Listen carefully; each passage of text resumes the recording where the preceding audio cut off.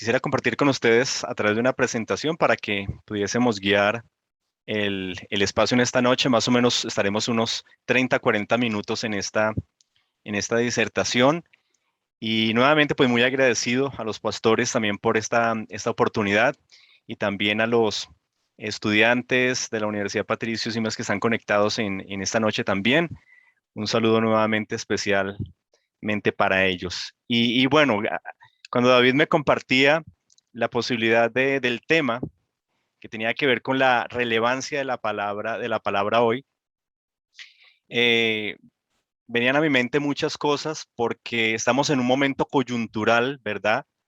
Acerca de cómo llevar esperanza en esos tiempos que ahora se denominan de pospandemia, otros lo denominan de sindemia, que quiere decir que son todas las consecuencias o los efectos que vendrá precisamente de la pandemia que hemos experimentado y que ahora se suman una serie de situaciones económicas, políticas, sociales, de salud, ¿verdad? Que van a hacer que el mundo entre en una situación compleja. Entonces, la esperanza, nosotros sabemos que está en la palabra y en la persona del mensaje que trata esa palabra que es Jesucristo. Entonces me parecía muy necesario que nosotros, nuestras familias, nuestras congregaciones afirmen precisamente esa confianza en la palabra para poder salir adelante de esta crisis y poder guiar también a otros. Entonces en este mes de la Biblia, pues pensaba, no hay otro mensaje. De lo que tenemos que hablar es de la relevancia de la palabra de Dios hoy y cómo esa relevancia de la palabra de Dios hoy la podemos hacer en esta noche, he denominado en clave apocalíptica. Y entonces viene esta pregunta como introductoria, si sigue siendo relevante la palabra de Dios hoy, y obviamente todos podríamos contestar que sigue siendo relevante la palabra. La cuestión es cómo comunicarlo, cómo nosotros entenderlo, cómo nosotros afianzarlo también, vivirlo para poderlo comunicar a otros. Entonces yo les propongo en esta noche que hablemos de la relevancia de la palabra en clave apocalíptica. En clave apocalíptica. ¿Qué quiere decir eso? Que vamos a hacer un recorrido por algunas porciones del libro de Apocalipsis, que nos van a trazar como algunos elementos de reflexión para poder finalmente entender y juntos llegar a la conclusión si es relevante o no la palabra de Dios hoy. Entonces, vamos a hacer un recorrido somero. Y existen diferentes acercamientos interpretativos al libro de Apocalipsis y diferentes claves de lectura, ¿verdad? Y yo en esta noche les propongo un sencillo acercamiento y una sencilla clave de lectura del libro de Apocalipsis que tiene que ver con las palabras que el autor del libro enfatiza.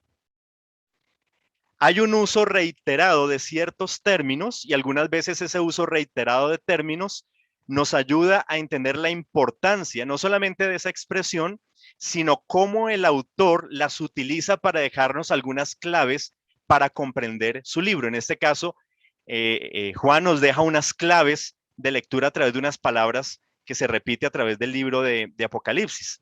Entonces encontramos, por ejemplo, ustedes ven aquí, encontramos Pantocrátor, que es una palabra griega que más o menos se traduce como todopoderoso.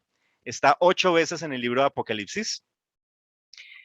Jesús o Jesucristo aparecen 13 veces. Diablo o la palabra Satanás 13 veces. La palabra cordero aparece 29 veces. La palabra bestia aparece 38 veces. La palabra santos 14 y la palabra adorar aparece 24 veces en el libro. Entonces, esas expresiones, además pues de repetirse, son expresiones que también se contrastan en el libro. Entonces, por ejemplo, tenemos al diablo o a Satanás en contraste con Jesucristo o el Pantocrátor. Entonces se contrastan. La palabra cordero se contrasta con la palabra bestia y en todo el libro aparece como una palabra transversal la idea de adorar. Entonces, Estas palabras nos permiten como establecer esta clave de lectura para poder acercarnos a Apocalipsis y darnos cuenta que Apocalipsis es un libro que trata acerca de la adoración, ya sea a la bestia y al sistema económico de muerte que representa, o adoración al cordero y al sistema de vida. Y en la escena apocalíptica, los creyentes, los santos, están en medio de esas dos propuestas de a quién adorar. Si continuar adorando al cordero o a causa de la persecución y de la violencia, a rendir su adoración a la bestia y el sistema que representa. Es muy interesante también que en el inicio de la Biblia en Génesis, el problema de la humanidad inicia precisamente con la serpiente buscando que el ser humano le adore, que se rinda a ella. Y en la escena apocalíptica gira en torno a la adoración también, y es el último intento de la serpiente, del dragón, por ganar la adoración de los seres humanos. Ahora, esta adoración está definida en Apocalipsis no como una propuesta religiosa, no es adoración en términos religiosos, sino se trata de una adoración en el sentido de rendir la vida a un sistema, a una forma de vida, que en el caso de la bestia, pues es un sistema económico, político, social, ¿verdad? Tanto así que en el capítulo 13 de Apocalipsis aparece 5 veces la idea de adorar al dragón y a la bestia, y siempre está en un contexto político y económico. Entonces, ¿cómo van a vencer los hermanos, o cómo convencer, perdón, a los hermanos para que no entreguen su adoración, no se rindan al sistema de la bestia, sino que se mantengan fieles en su entrega a Dios? Esa es la pregunta que está también en Apocalipsis. Entonces, lo hace Apocalipsis presentando a Jesucristo y presentando la realidad de quién es Él y lo que Jesucristo va a hacer. Entonces, la relevancia de la palabra para los lectores del primer siglo estaba en reconocer quién es Jesucristo y cómo triunfará Jesucristo al final de la escena apocalíptica. Y esta es la clave de lectura que les propongo entonces para acercarnos al libro en esta noche. Vamos a mirar cómo Apocalipsis presenta a Jesucristo en la escena escatológica y cómo es que triunfará. ¿Cuál es el triunfo que ha logrado en la escena escatológica el Señor Jesucristo para todos los tiempos? Y que se convierte entonces en la respuesta a si es relevante o no la palabra en todos los tiempos, si es relevante o no la palabra en la actualidad. Entonces, inicia el libro de Apocalipsis diciendo que en los primeros versículos, que en este libro ha puesto toda la verdad. Versículos 1 y 12, desde la traducción en lenguaje actual, dice, ha puesto por escrito toda la verdad. Verso 3, Dios bendiga a quien lee en público este mensaje y bendiga también a los que lo escuchen y lo obedezcan. Ya viene el día en que Dios cumplirá todo lo que se anuncia en este libro. Miren que inicia el libro de Apocalipsis con una bendición para quienes leen, escuchan y obedecen lo que está ahí, porque Dios muy pronto va a cumplir todo lo que se anuncia en el libro. Y luego en el resto de la salutación o en la introducción al libro, que son los versículos 4 al 8, está toda una descripción, ¿verdad? De cuál es el propósito también del libro. Y en el versículo 7 quiero hacer referencia, leer con ustedes. Dice, miren, Cristo viene en las nubes. Todos lo verán venir, aun los que lo mataron, y todos los habitantes del mundo llorarán por él. Así sucederá. Amén. El Señor Todopoderoso, el que viene y siempre ha venido y que está por llegar, dice, yo soy el principio y el fin. Miren cómo allá en la salutación de la misma carta se enfatiza que el retorno inminente del Señor Jesús es lo que los hermanos deben esperar. Deben anhelar ese retorno. Y al final del libro, los últimos versículos, termina con la famosa expresión, ven Señor Jesús. Termina también anhelando la venida del Señor Jesús luego de entender toda la obra. Entonces, ya en la introducción nos dice que el centro está otra vez en la persona de Jesucristo, en lo que va a comunicar y en su retorno por los santos. Entonces, iniciemos con un primer gran punto en esta noche que tiene que ver cómo Apocalipsis presenta a Jesucristo. Y lo presenta de una manera triple. Lo presenta como el Pantocrátor, el Cordero y el León. La palabra Pantocrátor es muy importante en Apocalipsis. Y no sé si ustedes alguna vez se han preguntado cómo es Jesucristo resucitado. Bueno, aquí tenemos la respuesta en Apocalipsis. Porque en la escena escatológica, Jesucristo aparece con la palabra, para describirlo, con la palabra Pantocrátor. Pantocrátor. Esta palabra aparece 8 veces en el Nuevo Testamento, 7 veces de ellas en Apocalipsis y la otra es en 2 Corintios 6:18. Es decir, esta es una expresión netamente, podríamos decir, apocalíptica, del libro de Apocalipsis, para describir al Jesucristo glorioso, al Jesucristo resucitado, al Jesucristo que vendrá. ¿Cómo lo describe Apocalipsis? Como el Pantocrátor. Algunos dicen que Pantocrátor es como la traducción al griego de lo que sería Yahvé Sebaot, el Dios de los ejércitos todopoderoso del Antiguo Testamento. Y lo que se nos dice aquí es que este Jesucristo no es un ser débil, frágil, no es un ser humano que porque sacrificó y perdió sangre, entonces es anémico y viene ahora pobrecito, ¿verdad? Con la imagen más o menos como el señor caído de Monserrate, así débil, frágil. No, el Jesucristo glorioso, resucitado de la escena apocalíptica, es un guerrero cósmico todopoderoso, majestuoso, glorioso, que para describirlo se utiliza una palabra única en todo el Nuevo Testamento, que es el Pantocrátor. ¿Y cuál es la descripción de este ser glorioso, todopoderoso? Entonces en Apocalipsis capítulo 1, versículos 13 al 16, el apóstol Juan dice, en medio de los candelabros vi a alguien que parecía ser Jesús, el Hijo del Hombre. Vestía una ropa que le llegaba hasta los pies y a la altura del pecho llevaba un cinto de oro. Su cabello era tan blanco como la lana y hasta parecía estar cubierto de nieve. Sus ojos parecían llama de fuego y sus pies brillaban como el bronce que se funde en el fuego y luego se pule. Su voz resonaba como enormes y estruendosas cataratas.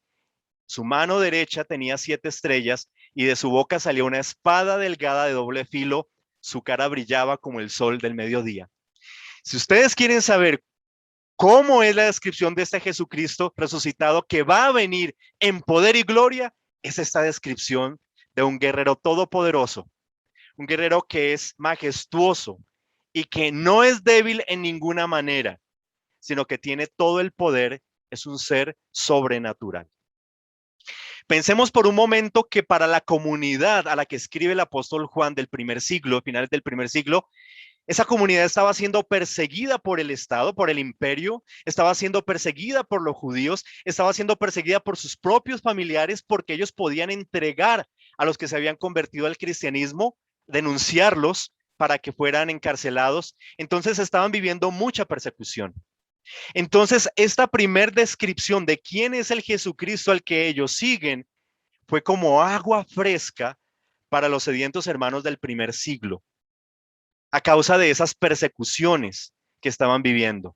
Juan anima a los hermanos mostrándoles que el Jesucristo al que ellos aguardan y por el cual ellos son fieles es el guerrero todopoderoso, sobrenatural y glorioso. Esto es impresionante y en primer lugar es muy importante, porque nosotros hoy también tenemos que tener en perspectiva a quién es el Señor Jesús al que nosotros esperamos, el Señor Jesús al que nosotros servimos, por el que hemos entregado también nuestras vidas. Es un ser majestuoso que pronto regresará por su pueblo. Entonces, esta descripción se convierte en poder y fuerza, ¿verdad? el poder y la fuerza del Jesucristo glorioso todopoderoso que vendrá, se convierte en nuestra fuerza para transformar la realidad hoy, el presente.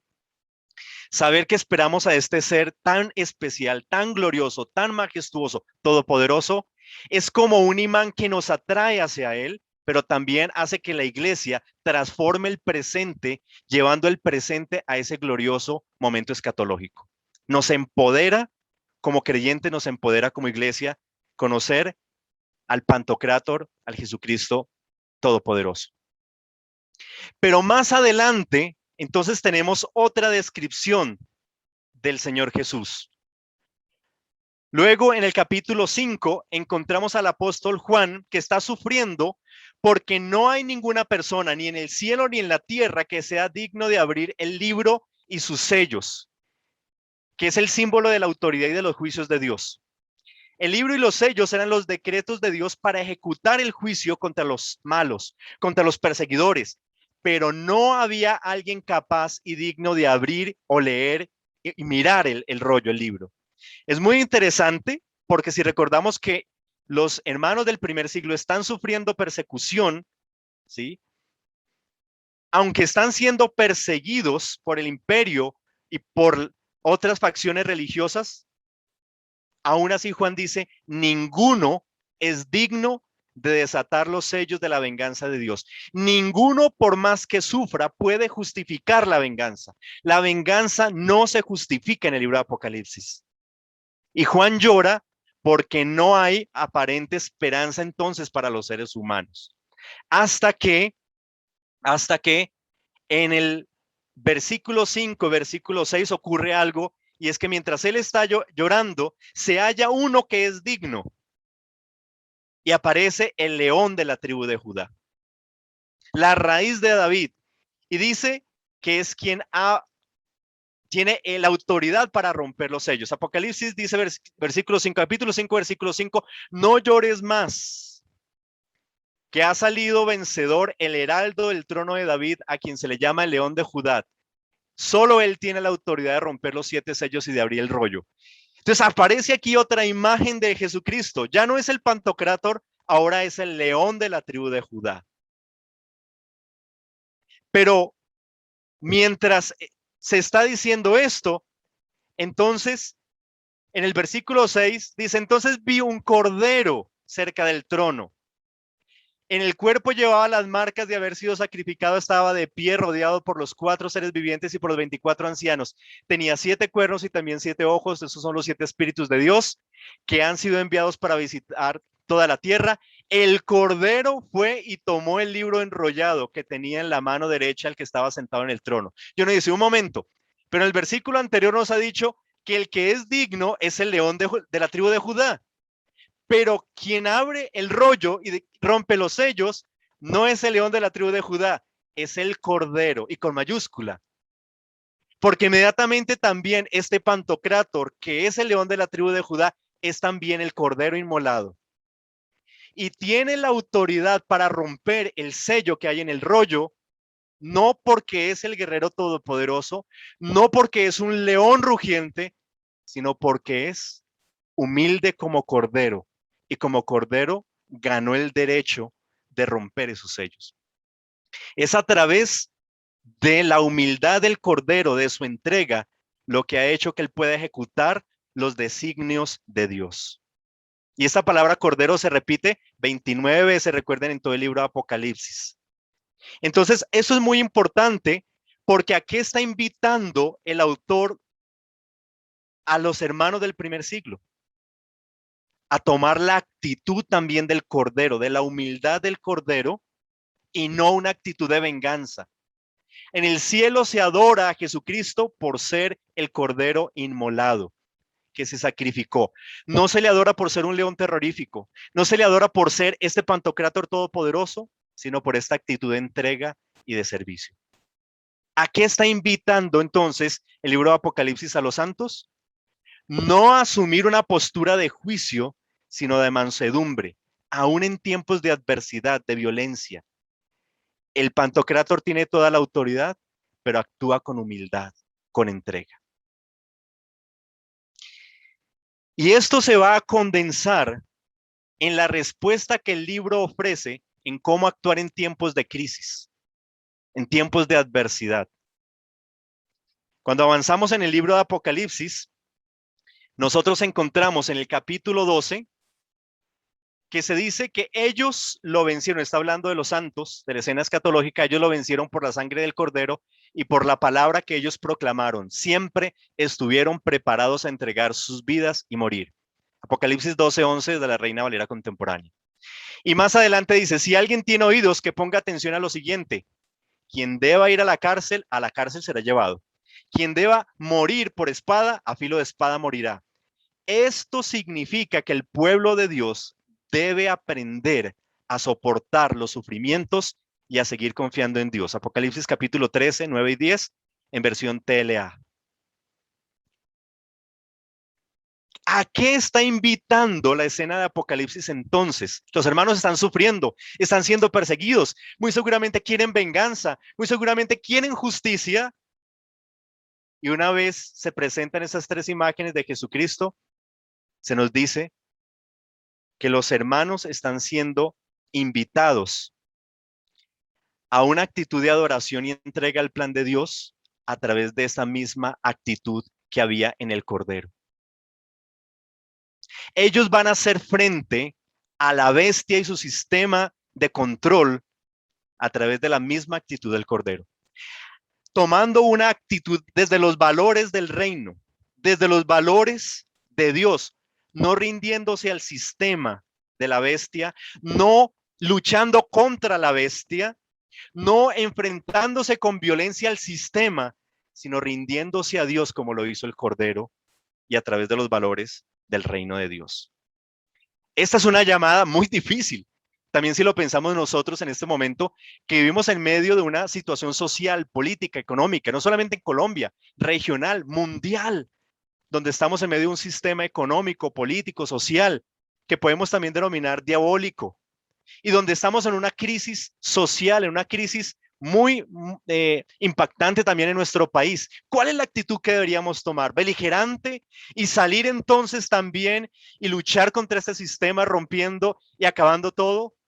La invitación de Apocalipsis es, ustedes vencerán tomando la actitud de entrega del Cordero. Es una llamada muy difícil para cualquier época y para cualquier generación que anhela que aparezca el Pantocrátor y más bien acabe con todo y restablezca el orden y la justicia. Todo esto que se ha hablado en ese momento, ¿qué nos dice de dónde está la relevancia de la palabra para el día de hoy? Porque hasta ahora solamente miramos cómo es presentado Jesucristo en la escena escatológica y la invitación que hace en tiempos de adversidad. Pero ¿dónde está la relevancia de la palabra? Bueno, si avanzamos un poco más y vamos hasta el final de la historia, ¿verdad? Si vamos hasta el capítulo 19 de Apocalipsis, vamos entonces a ver cómo terminará la historia, cómo va a terminar los eventos finales. Y en la escena escatológica, dice en Apocalipsis, capítulo 19, dice, entonces vi el cielo abierto y allí estaba un caballo blanco. El que lo montaba se llamaba Fiel y Verdadero, porque era justo cuando gobernaba o cuando iba a la guerra. Sus ojos parecían como llama de fuego, llevaba muchas coronas en su cabeza y tenía escrito un nombre que solo él conocía. Un momento, ¿eso a qué nos recuerda? ¿A qué imagen nos recuerda que ya hablamos? Al inicio, a la descripción del Pantocrátor. Entonces, al final de la escena apocalíptica, ¿quién vuelve a aparecer? El Pantocrátor, el guerrero glorioso, majestuoso, todopoderoso aparece. Estaba vestido con ropa teñida de sangre y su nombre era el mensaje de Dios. Los ejércitos del cielo, vestidos de lino fino muy blanco y limpio, los seguían montados en caballos blancos. Y uno dice, un momento, pero si vienen para la guerra, ¿no deberían venir vestidos de traje de guerra? Aparecen aquí vestidos de fiesta, de traje de fiesta y con los mejores caballos. Y dice que de este ser, dice, de su boca salía una espada afilada que representa su mensaje poderoso. Con esa espada conquistará a todos los países, los gobernará con fuerza y él mismo exprimirá las uvas para sacar el vino que representa el terrible enojo del Dios Todopoderoso. En su manto y sobre su muslo lleva escrito este título: el rey más poderoso de todo el universo. Entonces estamos en la última gran batalla donde todas las naciones se han reunido para pelear contra Dios. Y aparece en esta escena escatológica, en la última batalla, aparece el Pantocrátor. Y dice nuevamente que los ejércitos del cielo estaban vestidos de lino fino, blanco y muy limpio, y los seguían montados en caballos. De su boca salió una espada afilada que representa su mensaje. Otra vez nos recuerda al Pantocrátor del capítulo 1. Y dice, entonces vi al monstruo y a los reyes del mundo con sus ejércitos. Se habían reunido para pelear contra el que estaba montado en aquel caballo blanco y contra su ejército.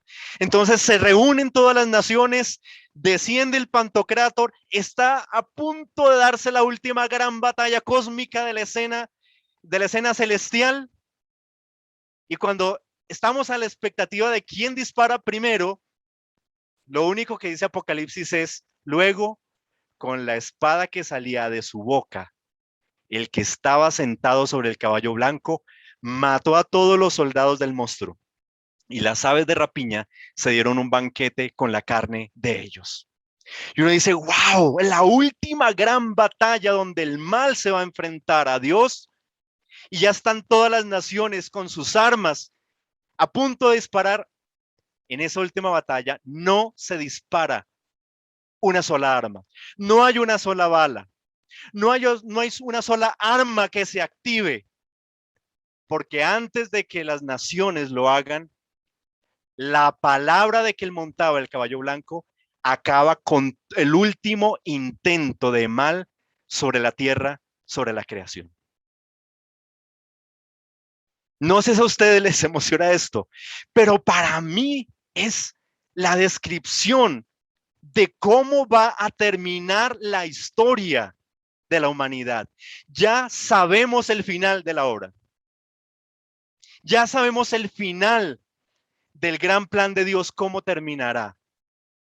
Y saber cómo termina la historia, saber que el triunfo final es de la palabra, entonces nos debe generar hoy la proclamación de un mensaje de esperanza. Porque no proclamamos un mensaje de odio, no proclamamos un mensaje de terror, proclamamos el mensaje del triunfo de la palabra de Dios al final de los tiempos. Y ese triunfo definitivo de la palabra sobre el mal se convierte en la fuerza transformadora del presente para hoy enfrentar toda forma de mal. Es decir, saber cómo termina la historia, saber quién es el Jesucristo de la escena escatológica, ¿a qué nos anima? A transformar el presente, a luchar contra el mal. ¿De qué manera? De la manera como va a terminar la historia, con el triunfo de la palabra de Dios, con la proclamación hoy de este mensaje que se convierte en esperanza. ¿Esperanza para quiénes? Esperanza para nosotros como creyentes, porque no es en vano el estudiar la palabra de Dios, no es en vano guardarla, porque la palabra triunfará al final. Entonces es esperanza para nosotros porque retornará por segunda vez. El que triunfará al final de los tiempos con la palabra regresará por nosotros. Es esperanza para nosotros. Pero también es esperanza para quienes están sin esperanza hoy, porque en ese mensaje de la palabra y del triunfo de la palabra pueden encontrar la vida y la esperanza que necesitan hoy. Entonces, miren cómo conocer lo que nos revela Apocalipsis. El Jesucristo glorificado, glorioso que viene, empoderado con todo el poder de Dios y el triunfo de la palabra, se convierten en la fuerza para que nosotros hoy nuestro mensaje sea relevante. ¿Tendrá sentido entonces seguir proclamando la palabra de Dios? ¿Sigue siendo relevante la palabra de Dios hoy? Desde la perspectiva de Apocalipsis, sí y mil veces sí, porque nosotros como creyentes ya sabemos el final de la historia. Sabemos qué es lo que al final va a triunfar y que esta vieja Biblia, que ha resistido todos los tiempos y todas las épocas, permanecerá presente, incorruptible hasta el final de los tiempos, porque ella y el mensaje que contiene será lo que acabará finalmente el mal en la última gran batalla escatológica. ¿Sigue siendo relevante el mensaje de la palabra hoy o es relevante? Sí, mis hermanos. Pero el poder de esa palabra es un poder que cada generación debe descubrir a través de Jesucristo. No es algo que las nuevas generaciones pueden dar por sentado. Tienen que descubrir ese mismo poder en sus vidas, ser empoderados para que puedan transformar esta realidad, este presente. Es su generación, es su historia, es su tiempo, el cual tendrán que aprender a vivir y a transitar entre esa doble tentación que, así como los hermanos de la escena apocalíptica, están entre seguir adorando, entregando sus vidas al Cordero, a Dios, o la tentación de rendirse y entregar sus vidas al sistema del mundo. Un sistema bestial, diabólico, que busca al final la destrucción del ser humano. Pero ¿cómo se rompe esa tentación y esa tensión? Experimentando el poder de la palabra en sus propias vidas. No hay otra manera. Así que este mensaje relevante de la palabra de Dios en clave apocalíptica nos invita a cada uno de nosotros a conectarnos con la palabra de Dios, como se leía hoy en el Salmos 1. Hay dos formas, hay dos caminos, hay dos invitaciones, pero ya sabemos qué le pasa al que acepta la mejor invitación.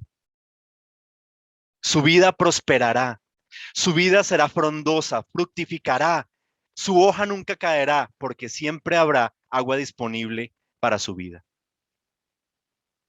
Así que esta relevancia de la palabra a través de todos los tiempos en clave apocalíptica nos invita a descubrir la relevancia que tiene la palabra de Dios a través de nuestro caminar con Jesucristo y nuestra interacción también con esta palabra. No hay otra manera, no hay otra forma, sino hacerlo descubriendo cada generación el poder que se encuentra en la palabra de Dios. Así que quiero dejarles con este mensaje en perspectiva para que sigamos masticando, para que sigamos reflexionando esos elementos que les he compartido. No todo está dicho, ¿verdad? Hicimos un recorrido muy somero de algunos elementos intencionales, pero que nos muestran que aquellos que servimos al Señor y estamos entregados también al servicio de la palabra, vale la pena. Es relevante, porque estamos del lado de quien ganará la historia y de la manera como se ganará la historia, a través del poder de la palabra de Dios. Dios les bendiga. Muchas gracias.